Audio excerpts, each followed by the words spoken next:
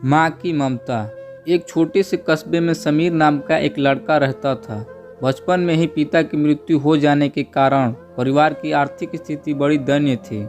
समीर की माँ कुछ पढ़ी लिखी जरूर थी, लेकिन उतनी पढ़ाई से नौकरी कहाँ मिलने वाली थी।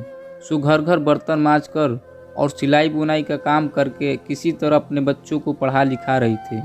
समीर स्वभाव से थोड़ा शर्मीला था और अक्सर चुपचाप बैठा रहता था। एक दिन जब वह स्कूल से लौटा तो उसके हाथ में एक लिफाफा था। उसने माँ को लिफाफा पकड़ाते हुए कहा, माँ, मास्टर साहब ने तुम्हारे लिए ये चिट्ठी भेजी है, ज़रा देखो तो इसमें क्या लिखा है। माँ ने मन ही मन चिट्ठी पढ़ी और मुस्कुराकर बोली, बेटा, इसमें लिखा है कि आपका बेटा काफ़ी होशियार है। इस स्कूल के बाकी बच्चों की तुलना में इसका दिमाग बहुत तेज है और हमारे पास इसे पढ़ाने लायक शिक्षक नहीं है, इसलिए कल से आप इसे किसी और स्कूल में भेजें। यह बात सुनकर समीर को स्कूल न जाने का दुख तो हुआ, पर साथ ही उसका मन आत्मविश्वास से भर गया कि वह कुछ खास है और उसकी बुद्धि तीव्र है। माँ ने उसकी दाखिला एक अन्य स्कूल में करा दिया। समय बीतने लगा। समीर ने खूब मेहनत से पढ़ाई की। आगे चलकर उसने सिविल सर्विसेज परीक्षा भी पास की और आईएएस ऑफिसर बन गया। समीर की माँ अब बूढ़ी हो चुकी थी और कई दिनों से बीमार भी चल रही थी और एक दिन अचानक उनकी मृत्यु हो गई।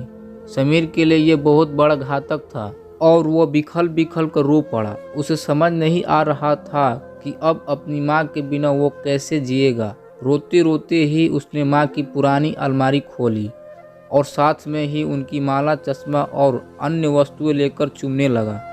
उस अलमारी में समीर के पुराने खिलौने और बचपन के कपड़े तक संभाल कर रखे हुए थे। समीर एक एक करके सारी चीज़ें निकालने लगा और तभी उसकी नज़र एक पुरानी चिट्ठी पर पड़ी। दरअसल ये चिट्ठी वही थी जो मास्टर साहब ने उसे 18 साल से पहले दी थी।